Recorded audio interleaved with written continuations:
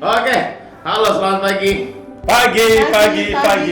Mantap. Kembali lagi bersama saya Aldi di Brondiva TV dan kali ini ada dua bintang tamu, dua pembicara yang luar biasa nih. Ada Saya Pak Putu. yes dan Hai, saya Kanaya. yes, jadi ada Pak PM dan juga ada Ibu Kanaya. Kalau Pak PM mungkin sudah sering muncul nih di video Brondiva TV. Kali ini kita ada seorang sosok wanita cantik, hebat, luar biasa. Wih, ini pendatang baru ya. Pendatang baru di dunia asuransi mungkin. Tetapi beliau sudah berpengalaman di salah satu spesialis bisa dikatakan ini lebih sering terkait dengan dunia malam kayaknya ya, bisa dikatakan seperti itu ya. Ya nggak sih? Resiko-resiko yang mungkin agak sedikit mengkhawatirkan ya. HIV/AIDS. Nah, jadi karena ini boleh jelasin sedikit nggak dirimu tuh kesibukannya apa sih sebetulnya di bidang itu tuh? Jadi saya bekerja di salah satu LSM di Denpasar. Apa itu yang biasa dikerjain? Karena setahu saya mungkin tadi pemeriksaan juga ya. Jadi ada jadwal-jadwal rutin kah, kemana saja kah? Penyuluhan, pemeriksaan, sama pengobatan. Penyuluhan, Pemeriksaan, pengobatan juga. Pengobatan. Penyuluhan kemana aja nih? Penyuluhan kita kadang ke beberapa tempat. Seperti Ada tempat-tempat hiburan malam Oke. seperti itu. Latar kelabing ya? Ya, terus Oke, apalagi? Penyuluhan ke sekolah-sekolah. Sekolah juga. Oke. Ke Banjar-Banjar Banjar-banjar juga. Pokoknya ya. yang ada perkumpulan lah ya, komunitas gitu ya. Tapi yang paling sering mungkin ya tempat-tempat yang gampang dijangkau itu ya, kayak sekolah, mungkin tempat clubbing, Banjar, karena cukup mudah lah mengumpulkan orang-orang ya. Gitu. Nah, itu penyuluhan biasanya sekaligus pemeriksaan. Enggak, pasti penyuluhan dulu. Apalagi kalau untuk anak sekolah kan sedang masa-masa labilnya. Ya, biar mereka tahu ya, biar terbuka mereka tahu. tentang Pendidikan resiko HIV itu ya. usia dini dalam hal Betul. kesehatan Betul. juga seksual kan itu Betul, perlu. penting tuh ya. Berarti bukan hanya HIV/AIDS ya, tapi tentang seksualnya juga ya. Oke. Banyak orang yang tidak teredukasi nih mengenai HIV/AIDS dan juga mengenai seks mungkin kalau di sekolah-sekolah terutama gitu ya. Kalau secara angka tinggi enggak sih? Di Bali.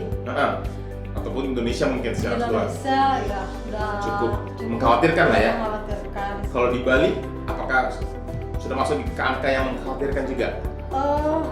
Ada peningkatan Ada ya dari peningkatan. tahun gitu kan. Kita Oke. terakhir itu kemarin tuh kita pakai data tahun 2022. Oke. Cuman kan kembali lagi kepada si pasiennya itu. Oke. Selama dia minum obat, minum ARV. Hari ini yang sudah terdiagnosa nih ya, Iya. sudah terjangkit virus HIV, bahkan sudah kena penyakit AIDS-nya ya. Belum, HIV dengan AIDS itu berbeda. Ya, itu berbeda kan, HIV virusnya ya. Ya, Jadi, HIV virusnya. Ada yang HIV, ada yang sudah AIDS gitu ya. Kalau selama dia rajin minum obat, itu tidak akan terkena Belum HIV. tentu AIDS ya. Oke. Kalau HIV belum tentu AIDS, tapi Oke. kalau AIDS sudah pasti HIV, karena itu virusnya ya. Ya. Oke. Satu lagi saya boleh bertanya? Silakan. Ya. Ini kalau ada teman kita yang kena HIV atau AIDS itu kan ada banyak sekali ya rumor-rumor yang kena ya. Cuman mereka dikucilkan gitu ya.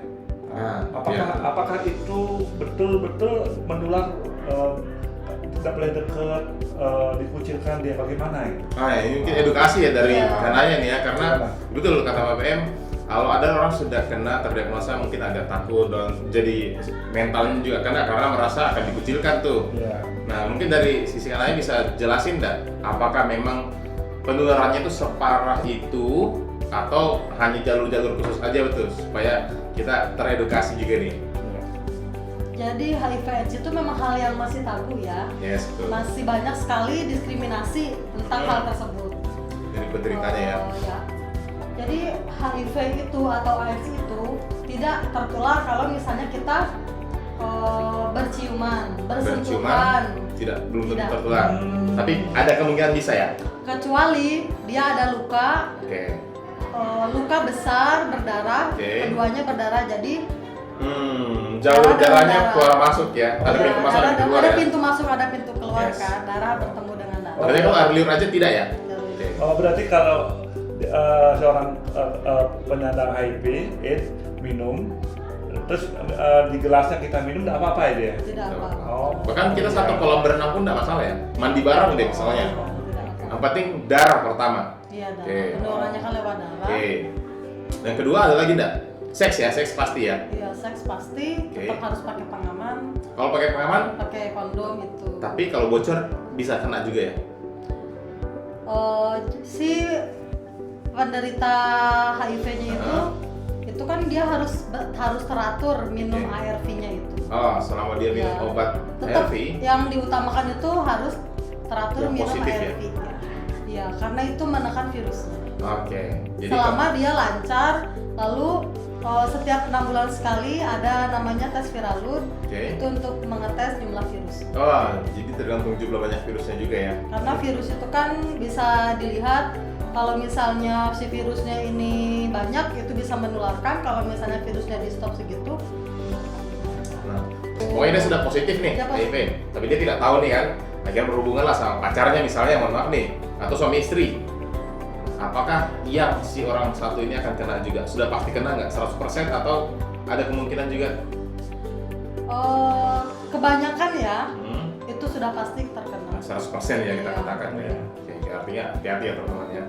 Kalau enggak, jadi gini, ARV itu orang yang sudah sakit. ARV ya, sorry, ARV. ARV ya, Ya. ARV itu sudah sakit, dia harus dianjurkan minum obat untuk menekan virusnya. Ya, ini ARV nih ya. Orang sudah kena, minum supaya menekan virusnya. Kalau dirimu sebagai petugas ini resikonya tinggi nggak?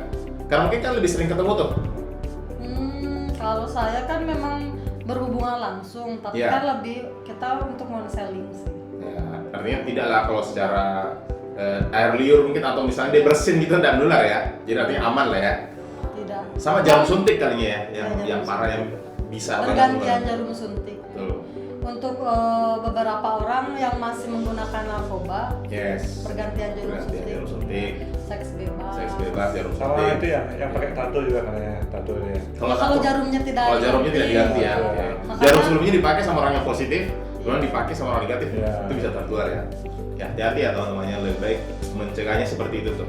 Digunakan pengaman pada saat nge-seks, jangan menggunakan narkoba, ya itu lebih bagus ya karena narkobanya sudah jelek ya.